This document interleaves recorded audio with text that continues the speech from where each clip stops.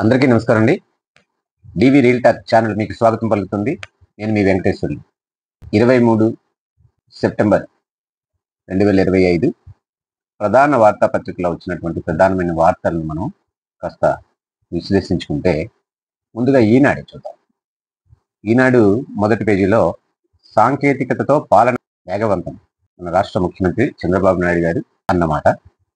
తరువాత ఇదే పేజీలో బాలా త్రిపుర సుందరిగా బెజవాడ దుర్గమ్మ దసరా ఉత్సవాలు, నవరాత్రోత్సవాలు ప్రారంభమైన సందర్భంగా నిన్నను బాలా త్రిపుర సుందరి అవతారంలో బెజవాడ కనకదుర్గమ్మ భక్తులకు దర్శనమిచ్చింది. ఈ కార్యక్రమం ప్రధానంగా మొదటి పేజీలో రాసుకుంటారు. ప్రతి వర్గానికి ప్రయోజనం. జిఎస్టి గురించి దేశ ప్రధానమంత్రి నరేంద్ర మోడీ గారు దేశ ప్రజలకు ఒక బహిరంగ లేఖ రాశారు. అది సోషల్ మీడియాలో పెట్టారు. దాన్ని ఇక్కడ మొదటి పేజీలో రాశారు. ప్రతి వర్గానికి జిఎస్టి ఫలాలు అందుతాయని చెప్పేసి ఆయన చెప్పడం జరిగింది. నెలకోసారి పొలం బాట పట్టండి.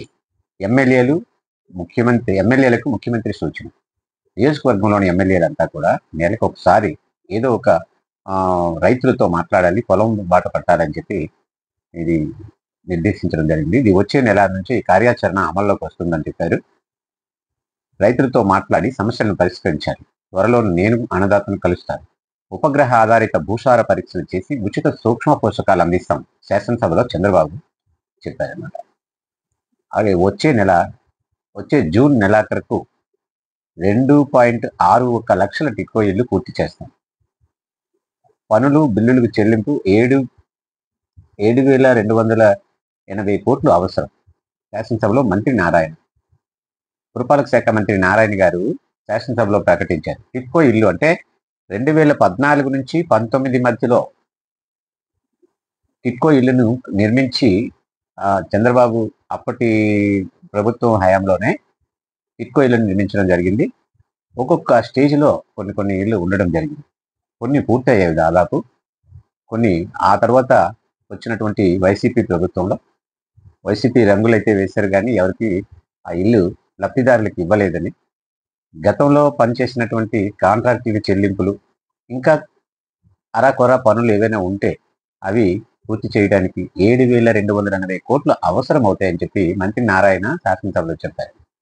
అమరావతిలో 150 కోట్లతో గ్రంథాలయం, ప్రతి నియోజకవర్గంలోనూ మోడల్ లైబ్రరీ. అసెంబ్లీలో విద్యాశాఖ మంత్రి లోకేష్ అమరావతిలో 150 కోట్లతో గ్రంథాలయం పెడతారని, అలాగే ప్రతి నియోజకవర్గంలో కూడా ఒక మోడల్ లైబ్రరీని అభివృద్ధి చేస్తామని చెప్పి నారా లోకేష్ గారు చెప్పడం జరిగింది. బంగారం 1,16,000కి చేరింది. ఇక ఇది మనం డీటెయిల్గా వార్తల్లోకి వస్తే, ఇది ఒకటి చాలా ఇంపార్టెంట్. ముంచుకొస్తున్న వాయుగండం, నేడు పలు జిల్లాల్లో భారీ వర్షాలు. విశాఖపట్నం ఈశాన్య బంగాళాఖాతంలో సోమవారం ఉదయం అల్పపీడనం ఏర్పడింది. దానికి అనుబంధంగా ఉపరితల ఆవర్తనం కొనసాగుతోంది. మరోవైపు ఉత్తర బంగాళాఖాతంలో గురువారం నాటికి ఇంకో అల్పపీడనం ఏర్పడవచ్చునని భారత వాతావరణ విభాగం ఐఎండి అంచనా వేసింది. శుక్రవారం నాటికి అది వాయుగుండంగా మారి శనివారం దక్షిణ ఒరిస్సా, ఉత్తరాంధ్ర మధ్యలో, తర్వాత రెండవ పేజీలో ఉంది. ఇది మొత్తం మీద 2 వాయుగుండాలు, ఉపరితల ఆవర్తనం కూడా ఉంది. సాంకేతికతో పాలన వేగవంతం చేయాలని చెప్పి ఆయన చెప్పారు. సాంకేతిక పరిజ్ఞానంతోనే ప్రజలకు పాలన వేగంగా చేరువవుతుందని, కృత్రిమం మీద సైబర్ భద్రతతో దాన్ని మరింత సమర్థవంతంగా నిర్వహించవచ్చునని ముఖ్యమంత్రి చంద్రబాబు నాయుడు పేర్కొన్నారు. పౌర సేవల కోసం పాలనలో తీసుకొచ్చిన పలు మార్పులను పలు రాష్ట్రాల నుంచి వచ్చిన అధికారులు, పారిశ్రామిక విద్యావేత్తలకు తెలిపారు. ఐటీ, కమ్యూనికేషన్ రంగాల్లో ముఖ్యమంత్రిగా అమలు చేసిన పలు నూతన విధానాలను వివరించారు. ప్రస్తుతం సివిల్ సర్వీసెస్ అధికారులు సెమీకండక్టర్లు, క్వాంటమ్ కంప్యూటింగ్ ఏ విధంగా పాలనలో వినియోగించాలో అధ్యయనం చేయాలని, దేశంలో ఎక్కడ ఏ మంచి విధానం అమలు చేసినా పాటించడంలో ముందుంటామని, మిగిలిన రాష్ట్రాలకు స్ఫూర్తిగా నిలుస్తామని, వికసిత భారత్ డిజిటల్ సేవల ద్వారా పౌర సేవలు అనే అంశంపై 2 రోజుల పాటు జరిగే 28వ జాతీయ ఈ గవర్నెన్స్ సదస్సు సోమవారం విశాఖపట్నంలో ప్రారంభమైంది. అదండి సంగతి. 2 రోజుల పాటు ఇదొక కార్యక్రమం. 28వ జాతీయ ఈ గవర్నెన్స్ సదస్సు సోమవారం నాడు విశాఖపట్నంలో ప్రారంభించారు. అది మొదటి రోజు. ఆ మొదటి రోజులో మన రాష్ట్ర ముఖ్యమంత్రి చంద్రబాబు నాయుడు గారు పాల్గొని అక్కడ మాట్లాడుతూ వికసిత భారత్ డిజిటల్ సేవల ద్వారా పౌర సేవలు, ఇది అంశం అన్నమాట. మాట్లాడే టాపిక్ వికసిత భారత్ డిజిటల్ సేవల ద్వారా పౌర సేవలు. ఈ అంశం గురించి మాట్లాడేటప్పుడు ఆయన ఎప్పుడు ఏ సందర్భం తీసుకున్నా ఆ సందర్భంలో నిష్ణాతుడుగా మాట్లాడతారు. సబ్జెక్టులోకి వెళ్ళి మాట్లాడతారు, వేరే మాటలు కాకుండా. ఇది ఆయన ప్రసంగిస్తూ ఇక్కడ భవిష్యత్ అంతా కూడాను పాలన చాలా వేగంగా జరగాల్సింది. అలా జరగాలంటే కృత్రిమ మీద సాంకేతికత వాడుకుంటూ సైబర్ భద్రత పాటించి జాగ్రత్తగా వీటిని మనం చేసుకోవాలి. ఎక్కడైనా ఏ రాష్ట్రమైనటువంటి మంచి కార్యక్రమం ఏదైనా అమలు చేస్తుందంటే దాన్ని చూసొచ్చి మనం దాంట్లో అమలు చేయడంలో ముందుంటాము అని చెప్పుకుంటూ వాళ్ళందరినీ ఉద్దేశించి వివిధ రాష్ట్రాల నుంచి వచ్చినటువంటి స్టేక్ హోల్డర్స్ని ఉద్దేశించి ఆయన మాట్లాడారు. అలాగే నరేంద్ర మోడీ గారు జిఎస్టీ గురించిగా చెప్పే దాంట్లో ప్రజలకి పబ్లిక్కి ఒక బహిరంగ లేఖ రాసే దాంట్లో ఒక 2 లైన్లు మనం పరిశీలించినట్లయితే, తమ ప్రభుత్వం ప్రవేశపెట్టిన జిఎస్టీ సంస్కరణలు ఖర్చులను తగ్గించి సమాజంలోని ప్రతి వర్గానికి ప్రత్యక్షంగా ప్రయోజనం కలిగిస్తామని ప్రధానమంత్రి నరేంద్ర మోదీ సోమవారం పేర్కొన్నారు. ఈ రోజు దేశవ్యాప్తంగా జిఎస్టీ సంస్కరణ అమల్లోకి వచ్చాయి. అవి ప్రజలపై అనుకూల ప్రభావం చూపడం ప్రారంభమైంది. ఇది జిఎస్టీ మిగులు సంబరాలకు అంకురార్పణ చేసింది అని భారతీయులందరినీ ఉద్దేశించి రాసిన ఒక లేఖలో ఆయన పేర్కొన్నారు. దీన్ని ఆయన సోషల్ మీడియాలో పోస్టు చేశారు. 2047 నాటికి వికసిత భారతాన్ని ఆవిష్కరించాలనే లక్ష్యాన్ని సాధించేందుకు ఈ సంస్కరణలు అనివార్యమయ్యాయని తెలిపారు. అయితే ఇక్కడ ఈ సందర్భంగా మనం ఒక్క విషయం మాట్లాడుకుంటే, జిఎస్టీ విషయంలో దేశంలో జిఎస్టీని ప్రవేశపెట్టడం అన్నదే ఒక వినూత్నమైనటువంటి ఒక చేంజ్. ఎలాంటి చేంజ్ అంటే, అంతకుముందు లోకల్ ట్యాక్స్ దగ్గర నుంచి వాల్యూ యాడెడ్ ట్యాక్స్ అని ఇంకోటి రకరకాలుగా ఒక వస్తువు తాలూకు ధర ఖచ్చితంగా ఇదే ధర ఉంటుందని అనుకోకుండా ఒక్కో చోట ఒక్కొక్క ధర ఉంటూ, ఒక్కో చోట ఒక్కొక్క ట్యాక్స్ ఉంటూ అస్తవ్యస్తంగా ఉన్నటువంటి తరుణంలో జిఎస్టీ అని చెప్పి మొత్తం అన్ని వస్తువుల మీద కూడా డైరెక్ట్గా ట్యాక్స్ రూపాన కేంద్రమే లాగేసుకుంది. దాన్ని కొంతమంది అప్పుడు కూడా వ్యతిరేకించారు. తర్వాత కూడా దానికి అలవాటు పడ్డారు. వ్యాపార వర్గాల్లో మ్యాక్సిమం తప్పించుకోలేని ఏదో కొంత ఉంటుంది, ప్రతిసారి ఉంటుంది, కానీ మ్యాక్సిమం ట్యాక్స్ అనేది తప్పకుండా ప్రభుత్వానికి చేరేది. అయితే ఆ ట్యాక్స్ మళ్ళీ ఇంటర్న్ రాష్ట్రాలకు ఫండ్ రూపంలోనూ వస్తుండదు. ఈ రకంగా సిస్టమ్ అనేది ఉంటుంది. ఎటు ఎక్కువ జిఎస్టీ మిగులు అనేది ఇప్పుడు వచ్చింది. ఆ విధంగా చేయడం ద్వారా బాగా జిఎస్టీలో మిగులు జిఎస్టీ అనేది వచ్చింది. అది ప్రత్యక్షంగా ప్రజలకే ఆ లబ్ధిని చేకూర్చాలనే ఉద్దేశంతో ఇప్పుడు సంస్కరణలు చేపట్టారు. దీన్ని సంస్కరణల్ని ఏ వర్గం కానీ, ప్రతిపక్షం కానీ, కాంగ్రెస్ కానీ, మరొకటి కానీ, మరి ఏ పార్టీ కానీ అందరూ ఆమోదించారే కానీ ఎవ్వరూ దీన్ని వ్యతిరేకించలేదు.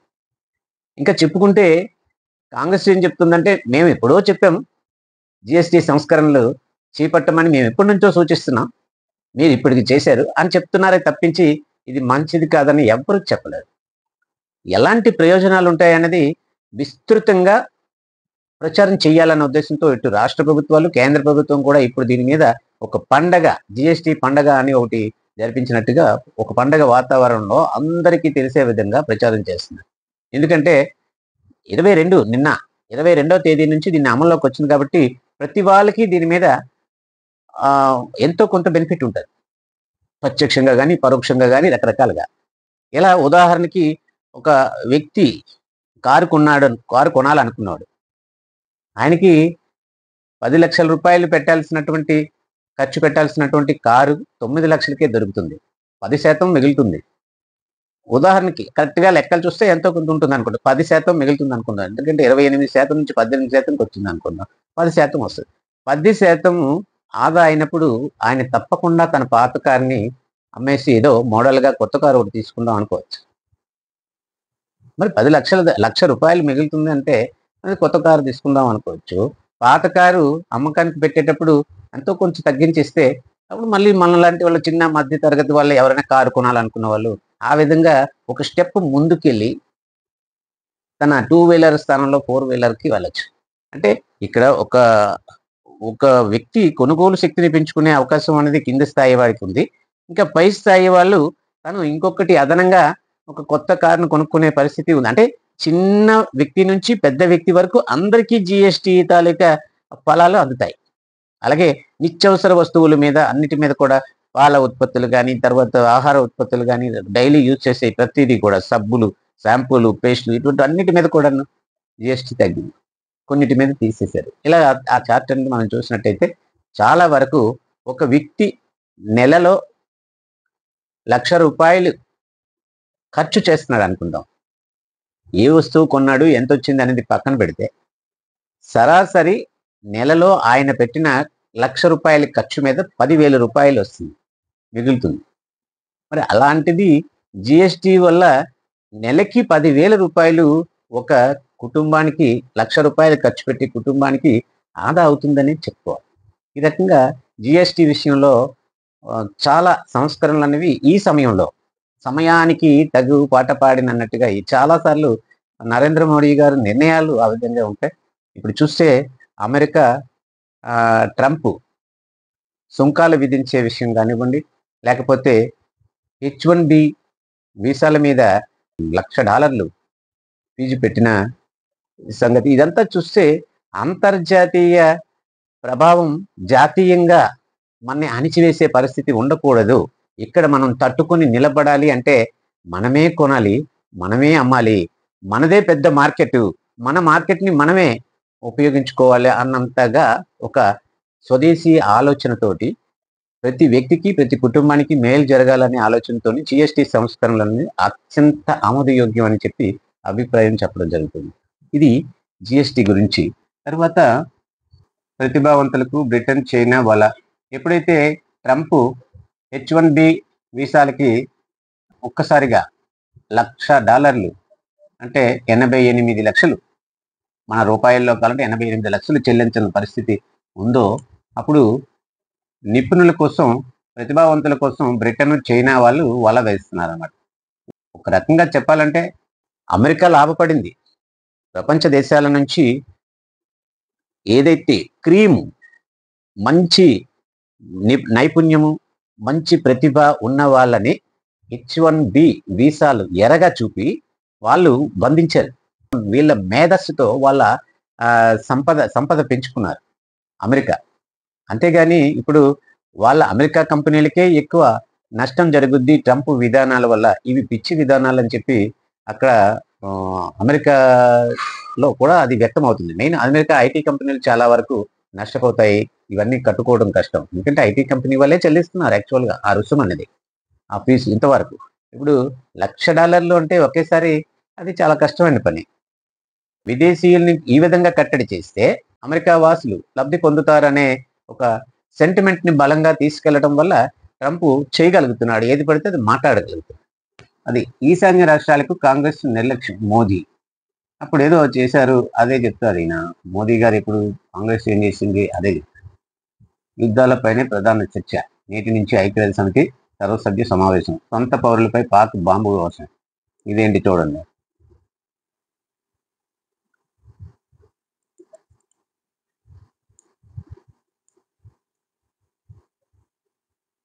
సొంత పౌరులపైనే పాకిస్తాన్ సైన్యం బాంబుల వర్షం కురిపించింది. ఏకంగా 24 మందికి పైగా సాధారణ ప్రజలను హతమార్చింది. ఇందులో ఎక్కువ మంది మహిళలు, చిన్నారులే ఉన్నారు. ఖైబర్ పఖ్తూన్ఖ్వా ప్రావిన్స్లోని తిరాహ లోయలోని మత్రే దారా గ్రామంపై సోమవారం తెల్లవారుజామున 2:30 ప్రాంతంలో పాక్ J-17 ఫైటర్ జెట్లు విరుచుకుపడ్డాయి. ఇదేదో చూడండి. 14 బాంబులు జారి వచ్చాయి. దీంతో భారీ పేలుళ్లతో ఆ గ్రామం అట్టుడికిపోయింది. దానికి గ్రామంలో చాలా భాగం ధ్వంసమైంది. 24 మంది చనిపోగా పలువురు గాయాలయ్యారు. తెహ్రీ తాలిబాన్, పాకిస్తాన్ టీటీవీ ఉగ్రవాదులే లక్ష్యంగా దాడులు చేశామని పాక్ సైన్యం చెబుతున్నా సైనిక మీడియా సాధారణ పౌరులే చనిపోయారు. చూడండి, సైనికులు, మీడియాను, సాధారణ పౌరులు చనిపోయారు. తెహ్రీకే తాలిబాన్ పాకిస్తాన్ అనే ఉగ్రవాదులు ఉన్నారన్న లక్ష్యంతో ఆ గ్రామం మీద వీళ్ళేమో ఫైటర్ జెట్లతోటి విరుచుకుపడ్డారు. ఒక దేశం నుంచి మరో దేశం మీద మనం దాడి చేసినప్పుడు కూడా కనీసం సామాన్యులు ఎవరు చనిపోకుండా అప్పుడు చేయగలిగినప్పుడు ఇప్పుడు అక్కడే 24 మంది సామాన్య పౌరులు చనిపోయారంటే పాకిస్తాన్లో ఉగ్రవాదం ఎంత తీవ్ర స్థాయిలో ఉందా అనడానికి ఇది ఈ వార్త అద్దం పడుతుందండి. పేద మహిళలకు 25 లక్షల ఉచిత గ్యాస్ కనెక్షన్లు PMUY కింద మంజూరీ, కేంద్రం ఆమోదం. అదివో అల్లదివో AI సేవలు. దేశంలోనే తొలి AI integrated command control centre ఎన్ఆర్ఐల దాతృత్వంతో తిరుమల వైకుంఠం 1లో ఏర్పాటు. అంటే ఏఐని ఉపయోగించుకొని ఇక్కడ క్లౌడ్ కంట్రోల్ చేయటం, ఒక క్యూ లైన్లో ఎప్పుడు ఎంతమంది రావాలి, ఎంతమంది ని సౌకర్యాలు ఎలా కల్పించవచ్చు అన్న దాని మీద తిరుమల దర్శనం కోసం ఏఐని వాడుకుంటున్నారండి. 25న సీఎం చంద్రబాబు చేతుల మీదుగా ప్రారంభమవుతుంది. ఈనాడుతో టీటీడీ అదనపు ఈఓ వెంకయ్య చౌదరి గారు ఆ విషయాలన్నీ వివరించారు. పరకామణిలో చోరీపై సిట్ దర్యాప్తు. నిన్న వార్తలు మనం చూస్తే చాలా దారుణమైన విషయం ఏంటంటే, శ్రీ వెంకటేశ్వరుని హుండీలో భక్తులు వేసినటువంటి నగదుని లెక్క పెట్టేటటువంటి కార్యక్రమం ఉంటుందండి. అది పరకామణి అని మనం అంటాం. అక్కడ ఆ నగదు లెక్క పెడుతుండగా దొంగతనం చేసినటువంటి వీడియోలు బయటపడ్డాయి. ఇది అప్పుడే జరిగింది. భూమన కరుణాకర్ రెడ్డి వైసీపీ నేత, బలమైన నేత. ఆయన అప్పుడు చైర్మన్ గా ఉన్నారు. మిగతా సభ్యులు గొల్లు పెట్టినా గోడ పెట్టినా ఎవరు వినిపించుకోలేదు. రవికుమార్ అనే వ్యక్తి దొంగతనం చేశాడు. ఆయన మీద కేసు బుక్ చేశారు. అప్పుడు వైఎస్ఆర్సీపీఏ కేసు బుక్ చేసింది. కానీ చాలా కామ్గా దీన్ని ఎలా తీసేయాలని చెప్పేసి కుట్ర చేసి ఏం చేశారంటే ఆ కేసుని లోక్ అదాలత్లో పెట్టి తీసేశారు. లోక్ అదాలత్ అంటే సాధారణంగా దాని గురించి 2 మాటలు చెప్పుకుంటే, న్యాయశాఖలో ఇప్పుడు లోక్ అదాలత్ అనేది సేవలు చాలా విస్తృతంగా చేస్తున్నారు. అది దేనికి? కేవలం కొన్ని కేసులు అవసరం లేనివి, ఎవరికి ఉపయోగం కానివి, కొంత కాలయాపన జరిగిన తర్వాత ఆ కోపతాపాలు తగ్గిపోయి వాళ్ళ మధ్య ఒక రాజీ కుదిరే పరిస్థితి ఏర్పడుతుంది. ఆ రాజీ కుదిరిన పరిస్థితిలో వాళ్ళు ఎక్కడో ఒక చోట అంతకుముందు ఉన్నటువంటి శత్రుత్వాన్ని మర్చి మళ్ళీ బంధుత్వాన్ని కలుపుకోవడం, మిత్రత్వం చేసుకోవడం, అలాంటి పరిస్థితులు కూడా ఏర్పడుతుంది. అయినా కేసు పెండింగ్ లో ఉంటుంది. ఈ రకంగా చాలా కేసులు కోర్టుల్లో పెండింగ్ ఉండటం వల్ల తేలాల్సినటువంటి చాలా ముఖ్యమైనటువంటి కేసులు వెనకబడిపోయే పరిస్థితి ఉంది. దానికోసం లోక్ అదాలత్ పెట్టారు. లోక్ అదాలత్ అంటే ఒకసారి కూర్చొని ఆ మధ్య గతంలో ఒక టర్మ్లో నేను కూడా ఆ సభ్యుడిగా ఉన్నాను. దాన్ని వాళ్ళు మనం ఏం చేసేది ఏం లేదు. ఒక స్వచ్ఛంద సంస్థ తరపించి నేను వెళ్ళా. అక్కడ ఏం చేస్తున్నారంటే జడ్జి గారు వాళ్ళు తీర్పు చెప్పి, ఏమయ్యా మీకేమన్నా ఇంకా ఏమి చెప్పాలనుకుంటున్నారంటే, మాకు మధ్యలో ఇంకేమి లేవండి, మాకేమీ లేదు, ఇప్పుడు కేసులు ఏమీ లేవు, మేము తీసుకుంటున్నాము అని చెప్పేస్తారు. లేకపోతే ఏదో నష్టపరిహారం కాకపోతే ఒకరి నుంచి ఒకరికి ఎంతో కొంత ఇప్పిస్తారు. అయిపోయిన తర్వాత ఉభయ పార్టీల చేత సంతకాలు చేయించేసి వాళ్ళ కేసును క్లోజ్ చేసేస్తారు. అటువంటి ప్రక్రియని 100 కోట్ల రూపాయలు పరకామణి నిధులు దొంగతనం జరిగిన దగ్గర అటువంటి ప్రక్రియని వాడే హక్కు ఎవరికైనా ఉందా? అసలు తిరుమల సొమ్ము ఎవరిదండి? వెంకటేశ్వర స్వామి సొమ్ము ఏంటి? ఆయన ఏమైనా రాజీకి వచ్చారా? దొంగతనం చేసేవాళ్ళు ఎవరు? ఆ సొత్తు ఎవరిది? మధ్యలో రాజీ చేసేవాళ్ళు ఎవరు? అసలు ఇది సరిపోతుందా? ఇది చట్టబద్ధమేనా?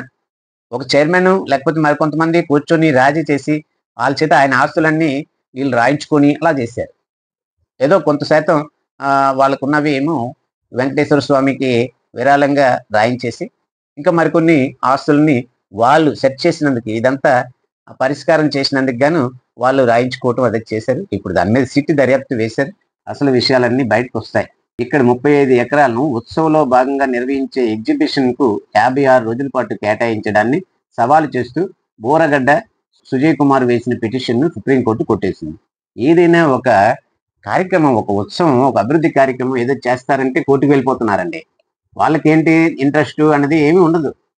కేవలం ప్రభుత్వాన్ని ఇరకట్టంలో పెట్టాలి, చెడ్డ పేరు తీసుకురావాలి, అక్కడేమి గొప్ప పనులు ఏమి జరగకూడదని ఉద్దేశం. ఇక్కడ ఏముందండి, 35 ఎకరాలు ఏడుకొండలవాడిది భూమి ఉంది. 56 రోజులు ఒక ఎగ్జిబిషన్ పెడతారు. అక్కడ ఒక దసరా సందర్భంగా వాళ్ళు ఒక సొసైటీ, వైబ్రెంట్ విజయవాడ సొసైటీ అని చెప్పేసి వాళ్ళు ఒక ఎగ్జిబిషన్ ఏర్పాటు చేస్తారు. దానికోసమని టెంపరీగా 56 రోజుల పాటు అది ఆ సైట్ ఇవ్వడానికి దానికి కోర్టుకి వెళ్ళారండి. దాన్ని సుప్రీంకోర్టు కొట్టేసింది. అడ్డంకులు తొలగిపోయేవి. సభా సమయం అండి. అసెంబ్లీలో ఎవరేం చెప్పారు, ఏంటి జరిగింది అనేది ఇక్కడ రాస్తారు. ఈ పేజీలో అమరావతిలో 150 కోట్లతో గ్రంథాలయం చెప్పుకున్నాం. రాష్ట్ర వ్యాప్తంగా జిఎస్టీ సంబరాలు కూడా చెప్పించుకున్నాం. మారని 3వ రోజు మారని వైకాపా తీరు. ఇది మండలిలో, శాసన మండలిలో ప్రైవేటు మెడికల్ కాలేజీల పీపీపీ విధానంపై వ్యతిరేకిస్తూ నల్ల టవల్స్, నల్ల దుస్తులు వేసుకొని వైకాపా వాళ్ళు రావడం, తర్వాత పోడియం వద్దకు వెళ్ళిపోయి చాలా వరకు ఇది చేశారండి. ఆయన అప్పటికే అంటున్నారు, అచ్చెన్నాయుడు గారు అంటున్నారు, అయ్యా మీరు అప్పుడు ఉన్నారు, ఇప్పుడు ఉన్నారు, సభాపతిగా మీరే ఉన్నారు. మరి ఆనాడు మేము కానీ పోడియం దగ్గరికి వచ్చి ఏమైనా అల్లరి చేసామా? జరగనివ్వండి, చర్చ జరగనివ్వండి. చర్చ జరగనివ్వకుండా ఎందుకు ఈ అల్లరి చేస్తారని చెప్పేసి ఎంత చెప్పినా కూడా వినే నాదుడు లేడు. వాళ్ళ తీరు మారలేదని రాసుకొచ్చాడు అంతే. జిఎస్టి సంస్కరణలకు జగన్ జై. జగనే కాదండి, ప్రతి వాళ్ళు జిఎస్టి సంస్కరణలకు జై కొట్టక తప్పదండి. మంచి పరిణామం. అదే సంపద సృష్టి, మళ్ళీ ప్రజలకు పంచడం అంటే అదే. కార్టూన్ ఒకటి బాగుందండి. ఇక్కడ అమెరికా కంపెనీలు అని టెక్ కంపెనీలు అనుకోండి, వాటన్నిటిని ట్రక్లో వేసుకొని జీప్లో వేసుకొని ట్రంప్ దాంతో చెట్టుకు ఢీకొన్నాడు. చెట్టు ఏంటి? H1B వీసా ఫీజులు పెంపు. ఇది చాలా పెద్ద వటవృక్షం లాంటిది. దీన్ని ఢీకొంటే ఏమైందంటే ఆ వృక్షం అయితే విరిగిపోయింది, కానీ అది వాళ్ళ నెత్తి మీదే పడింది. ఆ కంపెనీలే కింద పడ్డాయి. అది కనిపించేటట్టుగా రవి గారు ఆర్ట్ వేశారండి. ఇక సాక్షిలో చూస్తే సిగ్గు మండలిలో కొనసాగిన వైఎస్ఆర్సీపీ ఎమ్మెల్సీ ఆందోళన. ఇందాక చెప్పుకున్నాం, నల్ల కండువాలు ధరించి ప్లకార్డులతో నిరసన చెప్పారు. ప్రభుత్వ మెడికల్ కాలేజీలు ప్రైవేటుగా అంటే ప్రైవేట్కి అంటే చిన్న మెలిక పెట్టి దాన్ని డిస్ప్యూట్ అనేది భారీ క్రియేట్ చేస్తుంది. ప్రైవేటు అని పూర్తిగా ఉండదండి. మెడికల్ కాలేజీలు ఎప్పుడు ప్రైవేటు అంటే పూర్తిగా అదేమైనా వాళ్ళు ఒక అమ్మేశారు, ప్రభుత్వం అమ్మేసింది, ప్రైవేట్కి ఇచ్చేసింది, దారాదత్తం చేసేసింది అన్న పదాలు వాడి జనాల్లో కొంచెం గందరగోళాన్ని సృష్టిస్తున్నారు. నిజానికి అమ్ముకుంటే ఏం చేస్తామండి? అమ్మితే నా దగ్గర మీరు ఆస్తి కొన్నారనుకో, ఆస్తిని మీరు ఇంకోలా అమ్ముకుంటారు. ఇంకోలా ఒక స్కూల్ నేను అమ్మేశాను అనుకోండి, స్కూల్ని హోటల్ కింద మార్చేసుకోవచ్చు. ఒక కాలేజీని దాని ఏదైనా రిసార్ట్ కింద మార్చుకోవచ్చు. లేకపోతే అదే కాలేజీని అలా ఇష్టం వచ్చినట్టు బిజినెస్ చేసుకోవచ్చు. అమ్మేస్తే అదే కదా. కానీ ఇక్కడ అలాగేమైనా జరుగుద్దా? పీపీపీ అంటే పబ్లిక్ ప్రైవేట్ పార్ట్నర్షిప్ అంటే భూములు ఇస్తుంది, నిధులు ఇస్తుంది, కొంతవరకు ప్రైవేట్ వాళ్ళు పెట్టుబడి పెడతారు, నిర్వహణ చేస్తారు, బెటర్గా ఉంటుంది. ఇప్పుడు జనం అంతా ఎక్కడికి వెళ్తావు? ఏ హాస్పిటల్ నీకు కావాలి? రాజశేఖర రెడ్డి అడిగారు, ఆరోగ్యశ్రీ ఇస్తాము, మీ ఏ హాస్పిటల్కి వెళ్తారంటే ఇండస్ హాస్పిటల్కా, కేర్ హాస్పిటల్కా, లేకపోతే రిమ్స్ ప్రభుత్వ ఆసుపత్రికా అంటే ప్రభుత్వ ఆసుపత్రికి వెళ్ళటం లేదు కదా. వెళ్ళేది ఇండస్ లేకపోతే కేర్ హాస్పిటల్ లేకపోతే ఇంకెక్కడికి వెళ్తున్నారు తప్పి ఆ సొమ్ము, ప్రభుత్వం సొమ్ము ప్రైవేట్ వాళ్ళకి దారాదత్తం చేయడం అనేది ఆనాడే ప్రారంభమైంది. అది అదొక రకం. దాన్ని ఎవరు తప్పుపడడం లేదు. ఆరోగ్యశ్రీని ఆమోదించారు. ఇప్పుడు దాన్ని మనం కూడా తప్పుపడడానికి లేదు.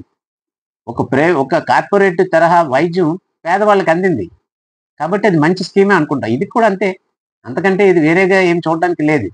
ఇందులో అదనంగా మేనేజ్మెంట్ కోటా కింద సీట్లు వస్తాయి. మామూలుగా ప్రభుత్వ మెడికల్ కాలేజీలో ఎన్ని సీట్లు ఉన్నాయో దానికి 50% ఎక్కువ వస్తాయి.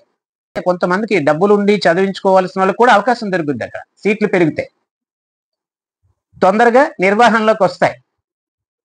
ప్రభుత్వం అంటే వాళ్ళు అనుకున్నారు గతంలో 30 సంవత్సరాలు మేము ఉంటాం, 30 సంవత్సరాలకి పూర్తి చేస్తాం అనుకున్నారు. అందుకని కొన్ని పునాదుల్లో ఉన్నాయి, కొన్ని ఏమో లింట్ల వరకు వచ్చి ఉన్నాయి, కొన్ని స్లాబ్ వేసి ఉన్నాయి, కొన్ని రంగులు వేసి ఉన్నాయి. ఇలా రకరకాలైనటువంటి స్టేజెస్లో అవి ఉన్నాయి. కొన్ని పూర్తి చేశారు. పూర్తి చేసినా వాటికి కూడా అనుమతులు లేవు. పీజీ సీట్లు కావాలంటే మరి కావాలనడానికి లేదు. పేద విద్యార్థులకు కానీ పేద రోగులకు కానీ నష్టం లేకుండా ప్రభుత్వం దాని మీద చర్యలు తీసుకోవాలి. ఆ నార్మ్స్, ఆ విధి విధానాల్లో వాళ్ళకి వీళ్ళకి ఉన్నటువంటి అగ్రిమెంట్లో ఏం జరిగింది అది చూపించండి అని అసెంబ్లీకి వెళ్ళి అడిగి అది చెయ్యాలి. పీపీపీ రద్దు అది జరగదు, వాళ్ళు చేసుకొని వెళ్ళిపోతారు. వీళ్ళేమో మేము చేసాము యాజిటేషన్, మొక్కుబడిగా యాజిటేషన్ చేస్తారు, కానీ ఏ జనంకి ఉపయోగకరంగా ఉండదు. వాళ్ళ రాజకీయ లబ్ధి, అది సరైన విధానం కాదు. అదే అసెంబ్లీలోకి వెళ్ళి దాని మీద చర్చ పెట్టండి. అసలు మీరు ఏం చెప్తున్నారు? ఏ కాలేజు ఏ యాజమాన్యానికి ఇస్తున్నారు? వాళ్ళకి ప్రభుత్వానికి మధ్యలో ఒప్పందం ఏంటి? వాళ్ళు ఏం చేస్తారు, వీళ్ళు ఏం చేస్తారు? ప్రభుత్వం ఏం చేస్తుంది, ప్రైవేట్ ఏం చేస్తుంది? దానివల్ల ప్రభుత్వం ఏమైనా పేద రోగులకి ఏమైనా వైద్యం అక్కడ అందుబాటులోకి తెస్తుందా? పేద విద్యార్థులకి ఫీజు లేకుండా చేస్తుందా? చెయ్యాలి. డిమాండ్ చేయండి, అరవండి, గొడవ పెట్టండి అసెంబ్లీలో. అక్కడ ఏదైనా మార్పులు తీసుకురావడానికి ప్రయత్నం చేయండి. అలా చెయ్యరు. ఇక్కడేమో గుడ్డ కాల్చి మీదేసినట్టుగా పత్రికలో 2-3 పేజీల్లో పరిచేస్తారు. ఏదో ఒకటి రాసిందే రాసేస్తారు. పయ్యావుల కేసు ఉన్నారంట 6,77 కోట్లంట మొత్తం కలిపి అప్పు ఉండేది. అయితే అంతకుముందు 3 లక్షల పైన ఉంటే ఇప్పుడు వీళ్ళు చేసింది 3,70,000 కోట్లేనట. మరి అదేదో చిన్న అమౌంట్ లాగా ఏదైతే మనం బడ్జెట్లో చూపించగలిగేది, చూపించలేని అప్పు ఎంతో మంది ఉంది. చూపించలేని అప్పుగా కాకుండా పెండింగ్ బిల్లులు మరో 3 లక్షల వరకు పైన ఉన్నాయి. అవన్నీ తీరుతున్నాయి. కొన్నిటికే పండగ అంటే మనం దాన్ని కొంచెం రంధ్రాన్వేషణ చేసినట్టున్నారు. ఉంటాయి. పూర్తి స్థాయిలో అమల్లోకి రాని కొత్త స్లాబులు, తగ్గని నిత్యావసర వస్తువుల ధరలు, కార్లు, బైకులు మాత్రం భారీ తగ్గింపు, వాహనాల కొనుగోలుతో షోరూంలు కలకల, ఎలక్ట్రానిక్ వస్తువులపైన ధరలు తగ్గింపు, మందులపై మాత్రం ఇంకా పాత ధరలే, కొత్త విధానంపై పాత స్టాకు ప్రభావం, చాలా చోట్ల కనిపించని ధరల పట్టికలు. అది ఇంకా ఒకే రోజు కదండి, చూడాలి. కానీ దీని మీద ప్రభుత్వం చాలా చాలా కసరత్తు చేయాలి. ఇప్పుడు మళ్ళీ ఏదో కొత్తగా అంటే రేట్లు మార్చక్కర్లేదు, పాత ప్యాకింగ్లు వేస్ట్ అవుతాయి కాబట్టి అదే ప్యాకింగ్ అదే రేట్లు అలా ఉంచండి, కానీ బోర్డు పెట్టి కొత్త ధరలకు అమ్మండి అంటున్నారు.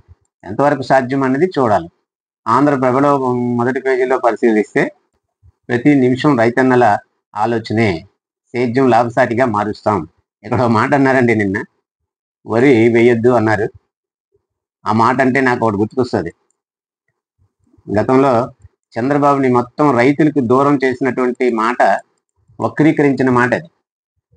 ఆయన వరి దండగా పండ్ల తోటలు గట్ట పెంచండి, ఉద్యానవన పంటలు గట్ట పెంచండి, తర్వాత వ్యవసాయం మీద నష్టం వస్తుంది, కుటుంబం మొత్తం వ్యవసాయంలో ఉండిపోకండి, ఇంకెవరు వేరే ఒక దాని గురించి ఆలోచించి మరొక కొత్తగా ఆలోచించి ఏదైనా ఒక ఎంటర్ప్రెన్యూర్ ఏదో అవ్వండి అని ఇలాగ ఏదో చెప్పుకొస్తా ఆయన వెళ్ళిన చోటల్లా.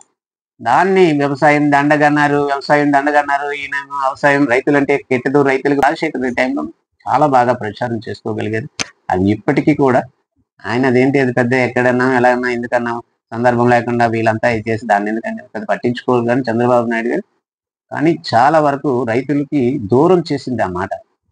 ఇప్పుడు కూడా రైతన్నల ఆలోచన అంటే సేద్యం లాభసాటిగా మారుస్తా అంటే దీనిలో ఉన్న అంతరార్థం ఏంటి? సేద్యం నష్టమనే కదా. నష్టము అన్నది దానికి మరో పర్యాయ పదమే దండగా అని. అంటే సేద్యం దండగా అని అంటే ఏంటట? తప్పేంటి ఇక్కడ? తప్పేముంది? సేద్యం చేసిన వాడు ఎప్పుడు కూడా నోటికి 4 ఏళ్ళు నోటికి వెళ్ళటం లేదండి. చాలా నష్టాలు ఉన్నాయి, కష్టాలు ఉన్నాయి. ఆ విషయం తెలిసిన నాయకుడిగా ఆయన నష్టాన్ని దండగంచు, దండగ వస్తుంది, నష్టం వస్తుంది, వాళ్ళ భాషలో ఆయన మాట్లాడారు. ఏది తప్పులేదు. అది తెలియని వాడికే తప్పు. భారత ఐటీ సంస్థలపై స్వల్ప ప్రభావం ఉంటుంది. అమెరికా సంస్థలకే యూరోప్ నష్టం ఉంటుంది. యూరోప్ లాభపడింది. వీసా ఫీజు తగ్గించనున్న యూకే భారత టెక్కీలను ఆకర్షించే ప్రయత్నం చేసింది. Visa fee UK United Kingdom తగ్గించుకుంటుందండి. మరి ఆ విధంగా యూరోప్కు లాభాలు ఉంటాయి. గోల్డ్ కార్డుకు వ్యతిరేకత, పెరుగుతున్న విమర్శలు, సంపన్నులకే అమెరికా అన్న భావన, రిస్క్లో అమెరికా ఇమేజ్. ఈయన వచ్చి చేసిందంతా ఈ లోకల్ సెంటిమెంట్ తోని. చాలా మంది అంతేలేండి, మన కింద స్థాయి మన నాయకుల దగ్గర నుంచి అందరు చేసేది అదే. లోకల్ సెంటిమెంట్ కోసం వాళ్ళ మొత్తం దేశ ప్రతిష్టని, రాష్ట్ర ప్రయోజనాలని, ప్రజా ప్రయోజనాలని పణంగా పెట్టేస్తున్నారు వాళ్ళ ఓటు బ్యాంకు కోసం. సరే, ఓకే, ఇదండి ఈరోజు వార్తాంశాలను పరిశీలించాం. చివరిదాకా చూసిన అందరికీ ధన్యవాదాలు తెలియజేస్తున్నాం. అభిప్రాయాలు కామెంట్ రూపంలో తెలియజేయండి. ఛానల్ని సబ్స్క్రైబ్ చేయండి, వీడియోని లైక్ చేయండి, మిత్రులకు షేర్ చేయండి. ఓకే, ధన్యవాదాలు.